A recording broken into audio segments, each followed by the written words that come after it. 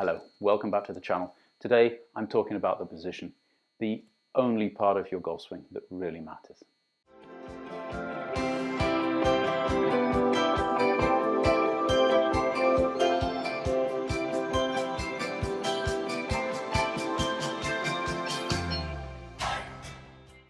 So, big words, can it really be true that there's one position in your golf swing which is more important than everything else, especially if this position hasn't necessarily the impact position?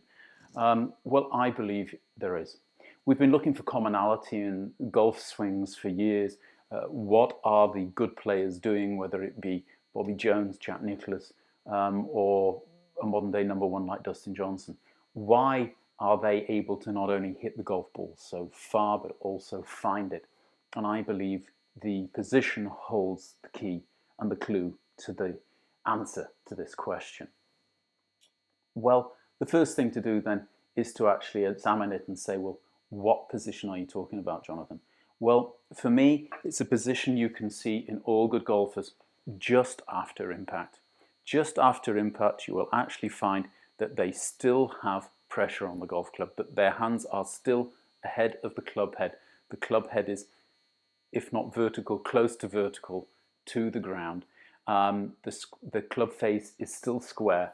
And in that case, you can basically say they still have control over the golf club, although the golf ball is on its way to the target.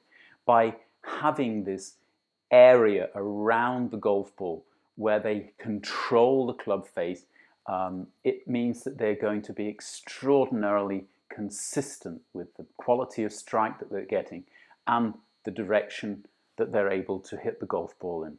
And it is this extreme ability to repeat their golf swing, to repeat the shot and get the golf ball going straight time and time and time again, which really sets the golf professional apart from everybody else.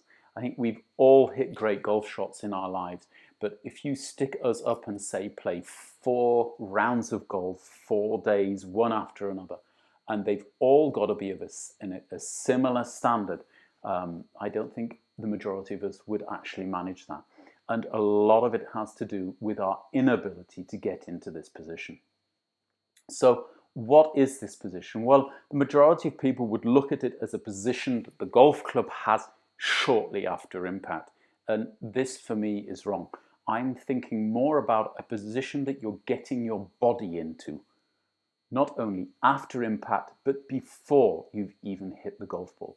In fact, I would go further and say that if you don't get into this position, it's going to remain a very difficult game, this game of golf. Why is that? Well, the trouble is really both physiological and also mental.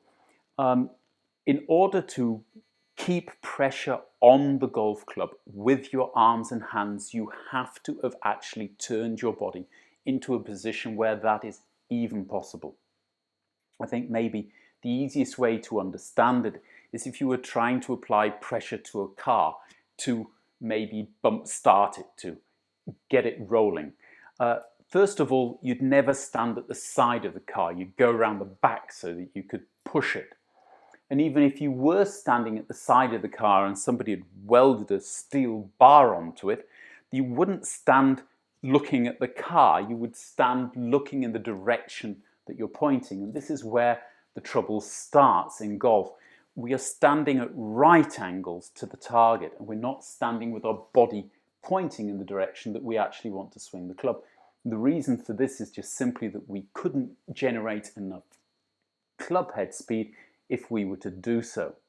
So although you could theoretically stand more in the direction of the target if you're just chipping or even putting the ball, you won't be able to do that with your full swing. So standing at the side and at right angles, you are going to have to turn your body towards the target before you can apply that kind of pressure to the club. And if we go back to the analogy to push the car down the road, if I was in this position, I would turn my body in the direction I want to go, and then I would push the car, because then I could get enough purchase onto the ground and enough support for my arms in order to actually push the car down the road. Now, this analogy is okay until you actually look at the club, which is obviously not floating in the air parallel to the ground. It's at an angle. So in order to get enough purchase on the entire club, I would have to get my trail shoulder down and then push in that way against the club. And this is more or less all that we're asking you to do when we're talking about getting into the position. Rotating your hips as far as you possibly can towards the target, rotating your shoulders the same, and getting your trail shoulder down into the same angle as this bar, or in that case, the golf club that you are wanting to propel and to push through the golf ball. And that's what it's all about. Now you can imagine getting that amount of rotation from a starting position where your feet are actually pointing in another direction is going to have some physiological limitations. And we are pretty much saying that you are going to have to work around these physiological limitations in order to get there. Now, a couple of weeks ago, I posted a video called The Move, which basically is all about the transition. We'll tell you an awful lot about how you're going to move your hips. In the next video, we're going to talk a lot about ground forces, and there I'll be able to talk even more about your hips. So today I really want to concentrate more on the upper body, but enough to say we want you to turn your hips as far as you possibly can before you've hit the golf ball. And in the best position to a point where you can't really turn them any further by the time your transition has come to an end. At the same time, you're turning your shoulders. Now, in the old days, they were talking about X factors and things, and a lot of people are actually trying to keep their shoulders back when they're turning their hips forward. Now, obviously, that's ludicrous. You have got to be turning your shoulders because it's your shoulders which are going to guide your arms. So turning your shoulders as far as you can towards the target is beneficial. Closing this X factor, this angle between your shoulders and your hips, is beneficial, and you've got to let that happen.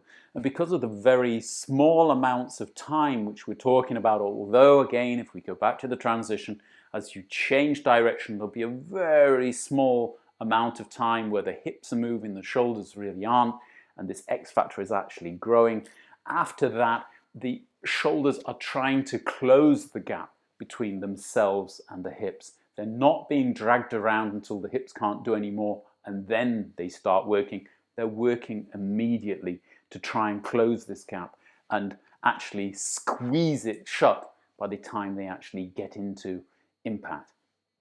Something we will also talk about in the very near future. So if that's really the idea, you're going to have to talk your body into getting into what we call the bow. And this bowing of the back is one of the main things that you're doing in your downswing to actually keep your shoulders on plane, to get the club down in the right angle, the right plane through the golf ball, and keep pressure on the handle the entire time. And that means that the joints of your spine have got to be totally relaxed. I know a lot of people, especially when you look at guys like Joachim Niemann, who just looks like he's a contortionist when he's over the golf ball just before impact and shortly afterwards. That is basically what you're shooting for, and the closer you can get to that, the better. And irrespective of who you look at, you're going to see this bowing in the spine, which means that when the muscles in your trail side are contracting, you have got to allow the muscles in your lead side to expand, and the joints of your spine have got to be relaxed enough, the muscles, the core muscles which are supporting those, relaxed enough to allow your body to go into this bow. One of the best examples of this, especially at the start of this, is Rory McIlroy. And you can even see as he begins his downswing, how his trail ear is almost being pulled down to his shoulder. And this is happening because not only are we talking about the latissimus, but a lot of the muscles in his trail side and his back are contracting. They're pressing on the muscles in his neck, and they're actually pulling his head down and to the side. At the same time, he allows his head to rotate. Another reason why a lot of you aren't actually getting into this position is because you are resisting any rotation in your cerebral spine or your neck because somebody has been telling you to look at the golf ball. Forget it. It is quite okay to rotate your head towards the target in the downswing even before you've hit the golf ball, even if it means you're not looking at the golf ball at the moment of impact. It is, however, often possible to rotate your head through up to 45 degrees and still be able to see the golf club because your eyes are also not fixed in the middle of your head. So I want you to allow your head not only to tilt but also to rotate as you start this downswing. You are going to get a pulling on your arms automatically because the big muscles, the latissimus in your back, is also attached to your upper arm of your trail side, and that will help to pull the arms down. But you have to have enough flexibility and not too much tension in your spine in order for this to happen. Any tension will at best slow down the movement and at worst totally block it. So as you change directions and you turning your hips, you are turning your shoulders and you're allowing your trail shoulder to go down. I don't really think you will ever be able to get your trail shoulder too deep. And that is basically one of the big things to understand, is that you are going to have physiological boundaries on how deep you can get the trail shoulder. Probably the deepest you'll see is Jochen Niemann, but there's an awful lot of guys, Dustin Johnson as well, that really get their shoulders almost into a steeper plane at impact than they had at address. Not only is it steeper, but it's almost under the golf ball. If you were to draw a line through their shoulders after impact down to where the golf ball used to be, then it's an extremely steep shoulder plane that they've actually been able to get there. And by getting down into this shoulder plane, it's helping them to keep the club on plane in the downswing. Something also I've talked about in the past is these kind of different rotational planes that your hips and your shoulders have when you're actually coming down into impact. And they are extremely important. Now, if you've got all this bowing going on in your back, what's actually going to happen is that your chest and cerebral, not your cerebral, your thoracic spine is going to take the majority of the bowing here, along with your neck, which will actually tilt down, and that will keep the vertebrae in the center, virtually at shoulder height, more or less the same kind of distance from the ball as they were in the address position, but every other vertebrae is going to change, especially if you're looking from a front camera. Your head is going to go down. Once your head starts to kind of dip and go towards the ground, all kinds of alarm bells are going to go off in your head saying, oh no, I'm going to hit the ground before the ball. This is not true, and there's 3 good reasons why this is not true. The first of them, as I said, the main vertebrae, the main axis of your spine is actually staying at a very consistent distance from the golf ball. Your trail elbow is bent, and it should not straighten or be completely straight until after impact with the golf ball. And this is obviously changing the distance that you are away from the ground and that the golf club is away from the ground. If, on the contrary, you were to start with a slightly bent trail elbow and straighten the elbow before impact, along with this dipping, you are obviously going to hit into the ground. But this later extension of the trail elbow means that there is really no chance of you hitting into the ground. At the same time, don't forget you have 2 shoulders, and your lead shoulder is going back and up as your trays shoulder is coming forward and down, and your lead arm is attached to it. So that is also going back and up, and that is also pulling the club up away from the ground. And it's this movement upwards and back which is actually helping with the release of the golf club and helping you to keep pressure on the club for longer, because by going up and back, it's pulling the club around your body, away from the ball, where the centrifugal forces are trying to kind of pull it out towards the ball. So this bowing and rotating of your upper body is absolutely imperative to getting into this position and keeping like tension on the golf club through impact, keeping your hands ahead of the ball, and by doing that, controlling the club head and the club face.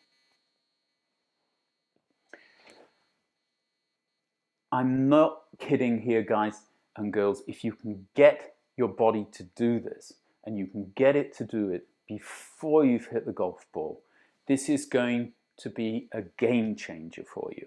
This is going to totally change your path and your face angle, and more than anything, the consistency of your face and path.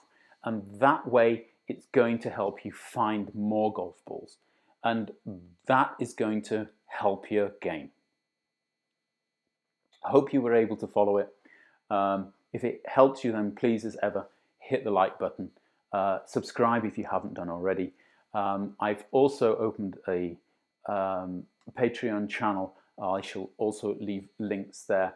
Thank you to everybody who has so far signed up for the Patreon channel. By doing that, you are helping me to get back and see you all a little bit more often. We have our own little chat room there so that everybody can have a chat and ask me questions. And for the top subscribers, we've also got a special thing coming up in the summer where we will be doing live streams just for Patreon subscribers. If you're interested in that, the link will be on the video by the time we've actually got it, and down in the description if you're interested. Thank you very much to all of my patrons. Keep well, keep safe, and we'll be back very soon.